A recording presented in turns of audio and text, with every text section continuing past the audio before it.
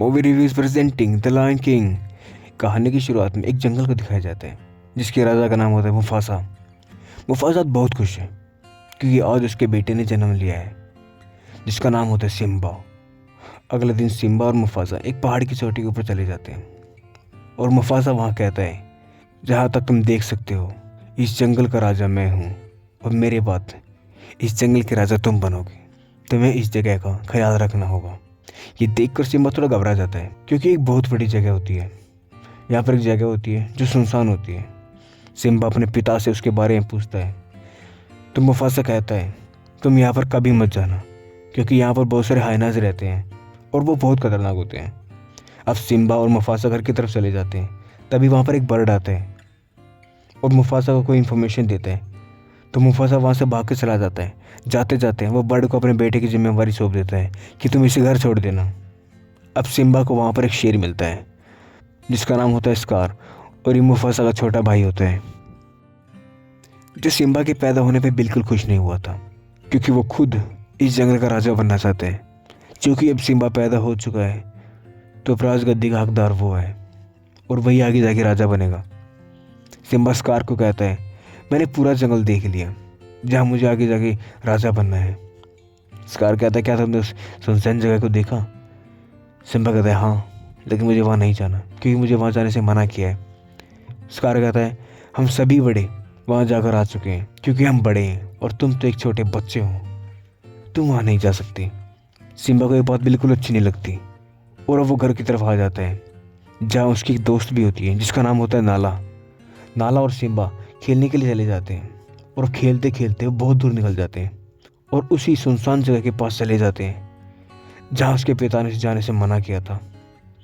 पर सिम्बा वहाँ जाना चाहता है और ये साबित करना चाहता है कि वो बच्चा नहीं है। नाला और वो उस जगह चले जाते हैं जहाँ चारों तरफ हाथियों की हड्डियाँ पड़ी होती हैं और तभी हाइनाज वहाँ आकर इन्हें घेर लेते हैं और वो अब इन दोनों का शिकार करना चाहते हैं। पर तभी मुफासा का बर्ड आता है और वो इन हाइनाज के लीडर को बताता है कि ये मुफासा है, सिम्बा का बेटा। अगर इसे कुछ हुआ तो मुफासा तुम्हें जिंदा नहीं छोड़ेगा। लेकिन वो इस बर्ड की बात नहीं मानते और वो दोनों का शिकार करने के लिए उनका पीछा करना शुरू कर देते हैं और जल्दी ही दोनों को घेर लिया जाता है। लेकिन इससे पहले वो इन्हें मारते वहाँ पर मुफासा आ जाता है और हाइनाज को फेंक देता है और हाइनाज के लीडर को कहता है, अगर मेरे बेटे की तरफ आंख उठाकर भी देखा तो मैं तुम सबको मार दूंगा। हाइनाज मुफासा से माफ़ी मांगते हैं और सिम्बा, मुफासा और नाला वहाँ से चले जाते हैं। इनके जाने के बाद वहाँ स्कार आता है और वो हाइनाज के लीडर को बोलता है कि किसी तरह से अगर तुम मुफासा और सिम्बा को मार दो तो इस जंगल का राजा मैं बन जाऊंगा और तुम्हें आज़ादी होगी कहीं पर भी जाकर शिकार करने की। तुम जो चाहो कर सकते हो, किसी का भी शिकार कर सकते हो। और हाइनाज का लीडर उसके साथ देने के लिए तैयार हो जाता है। वो उसकी बातों में आ जाता है। अगले सुबह स्कार सिम्बा को लेकर एक पहाड़ की चोटी पर चला जाता है और कहता है कि यहाँ तुम जितना चाहो दौड़ सकते हो, देखते हो तुम्हें कितना दम है। सिम्बा दौड़ना शुरू करता है और उसकी आवाज़ से हाइनाज को पता चल जाता है कि सिम्बा वहाँ आ चुका है। तो वो बहुत सारे भैंसों को उस तरफ भेज देते हैं जिस तरफ सिम्बा होता है।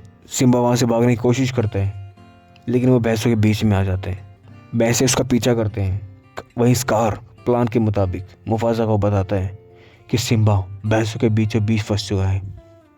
मुफासा उसे बचाने के लिए भागता है और वो देखता है कि सिम्बा वहीं फंसा होता है, एक सूखे पेड़ के ऊपर है। सिम्बा को बचाने के लिए मुफासा उस पेड़ पर पहुंच जाता है और वो सिम्बा को ऊपर छोड़ देता है। खुद भी ऊपर आने की कोशिश करता है। बड़ी मुश्किलों से मुफासा ऊपर आता है पर इससे पहले वो पूरी तरह से ऊपर आता स्कार उसका भाई उसे नीचे धक्का दे देता है।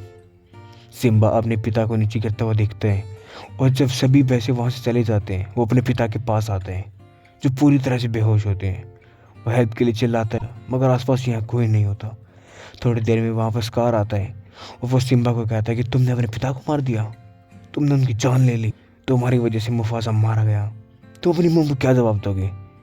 सब यही सोचेंगे कि तुम्हें राजा बनने की जल्दी में अपने पिता को मार दिया। ये सुनकर सिम्बा डर जाता है।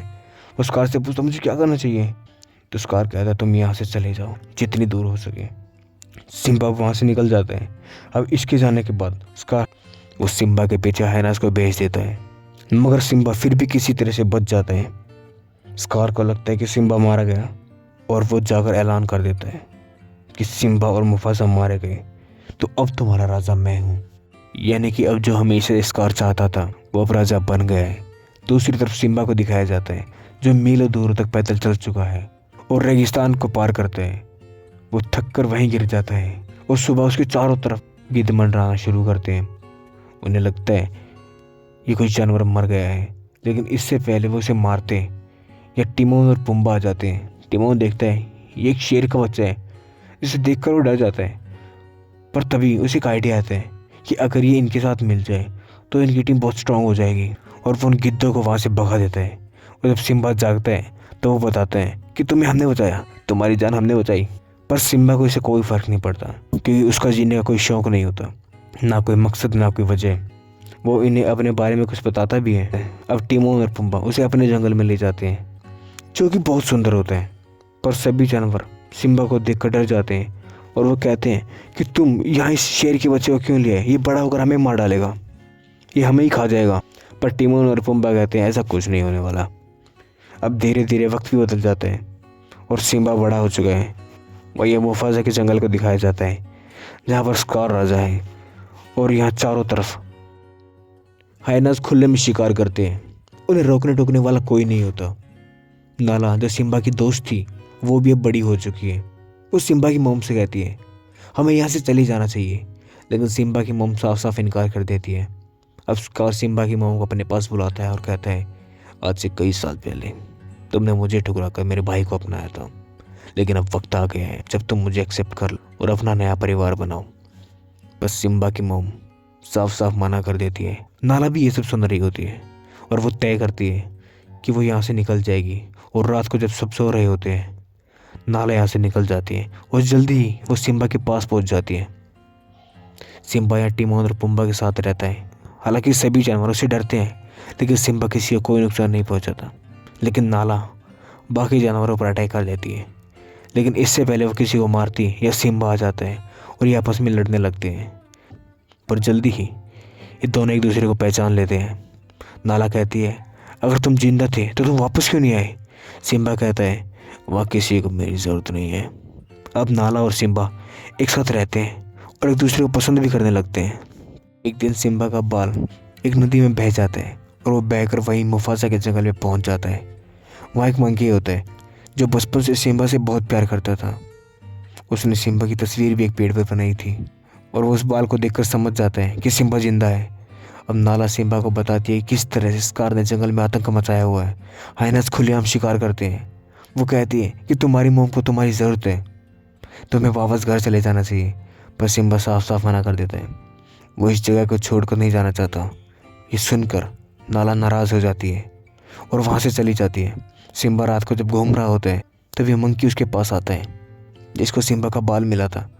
वह सिम्बा को कहता है कि तुम एक राजा हो, तुम्हें वापस चले जाना चाहिए। लेकिन सिम्बा मना कर देता है। मंकी कहता है कि तुम्हारे पिता अभी भी जिंदा है और वो उसे नदी के पास ले जाता है।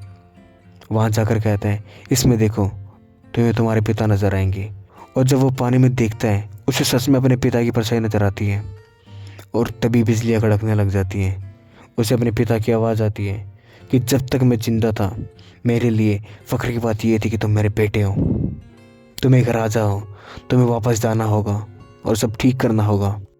अब सिम्बा डिसाइड कर लेता है कि वो घर जाएगा और वो वहाँ से भागना शुरू कर देता है। रास्ते में उसे नाला ही मिल जाती है और दोनों घर पहुँच जाते हैं, जहाँ वो देखते हैं कि जंगल में हरियाली का नामो निशान, न पीने के लिए पानी बचा है और ना ही कोई जानवर, क्योंकि बहुत सारे जानवर यहाँ से जा चुके होते हैं। क्योंकि हाइनास का आतंक चारों तरफ फैला हुआ है। यहाँ कोई नज़र आता है तो वो है हाइनास। अब स्कार को दिखाया जाता है जो सिम्बा की मोम के साथ बदतमीजी कर रहा होता है और सिम्बा ये देखकर जोर से दहाड़ता है। स्कार उसे देखकर हैरान हो जाते हैं क्योंकि उसे लगता था कि सिम्बा मारा जा चुका है।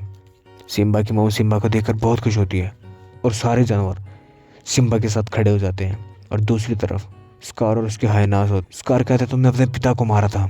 सिम्बा कहता नहीं, वो बस एक हादसा था। और सिम्बा और स्कार आपस में लड़ने के लिए तैयार हो जाते हैं। इसी बीच सिम्बा पहाड़ से फिसल जाता है और गिरने वाला होता है, ठीक उसी तरह से जैसे उसके पिता पहाड़ से गिर गए थे। तभी बिजली कड़कने लगती है और एक पेड़ पर आग लग जाती है। यह देखकर स्कार कहता है ये सीन तो मैंने पहले कभी देखा है, जैसे उस दिन तुम्हारे पिता अटक रहे थे और गिर गए थे। नहीं, वो गिरे नहीं थे, मैंने उन्हें धक्का दिया था और उनकी मौत हो गई। अब सिम्बा समझ जाता है कि उसके पिता को स्कार नहीं मारा था। सिम्बा स्कार की गर्दन पकड़कर वापस ऊपर आ जाता है और दोनों के बीच में लड़ाई होनी शुरू हो जाती है। साथ ही हायनाज बाकी जानवरों के बीच में भी लड़ाई हो जाती है और सभी को मार दिया जाता है। ये देखकर स्कार भागकर एक पहाड़ के ऊपर चढ़ जाता है और चारों तरफ आग ही आग होती है और अब सिम्बा और स्कार फिर से आमने सामने होते हैं। स्कार समझ जाता है कि यही उसका अंत है, लेकिन वो सारा इल्ज़ाम हायनाज पर डाल देता है। सिम्बा कहता है, तुमने ना सिर्फ इस जंगल को, इन जानवरों को, अपने परिवार को, यहाँ तक कि इन हायनाज को भी धोखा दिया है, लेकिन मैं तुम्हें मारूंगा नहीं, मैं तुम्हें छोड़ता हूँ, तुम यहाँ से जा सकते हो। लेकिन स्कार सिम्बा की आंखों पर चलता हुआ कोयला फेंक देता है और उस पर हमला कर देता है। लेकिन सिम्बा जवान होता है, वो ताकतवर होता है, इसलिए स्कार उसके सामने नहीं टिक पाता। वो पहाड़ से नीचे गिरने लगता है, लेकिन सिम्बा उसे वहीं छोड़कर चला जाता है। पर यहाँ पे हायनाज आ जाते हैं और वो स्कार को कहते हैं कि तुमने हमें धोखा दिया, और वो उस पर हमला कर देते हैं। हायनाज स्कार को मार देते हैं। अब यहाँ बारिश भी हो जाती है, जिससे आग बुझ जाती है और जंगल फिर से हरा भरा हो जाता है और जानवर अब वापस भी आ चुके होते हैं। सिम्बा यहाँ का राजा बनता है और नाला उसकी रानी। बहुत जल्दी इनका एक बेटा होता है और मंकी ठीक उसी तरह से उसको सबके सामने दिखाते हैं जैसे आज से कई साल पहले उसने सभी जानवरों के सामने सिम्बा को दिखाया था।